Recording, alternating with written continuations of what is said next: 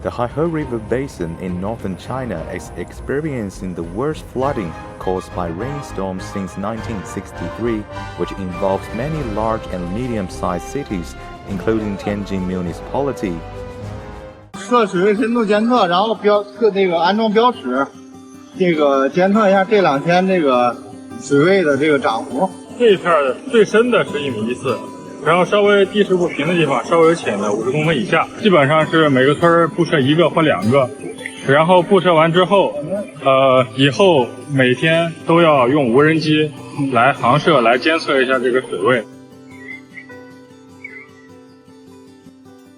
我们主要是2项任务。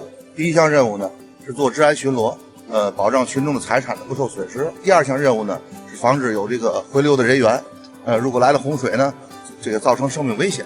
Tianjin issued a red alert on Sunday, the highest level of warning for possible floods in its Daqinghe River, a major tributary of the Haihe River. Relevant personnel, emergency vehicles, and disaster relief materials have been sent to the floodwater detention and retention area, with the riverway's outer embankment reinforcement work underway.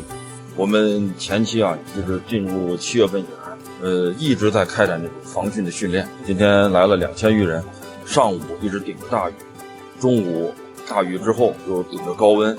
下午顶着大风，我们一直在现场。然后我们现在所做的工作是对大清河南侧2.5公里堤进行土碾，进行加固。截止到现在呢，大概是用了10余万个沙袋吧，完成了大概是1.6公里左右。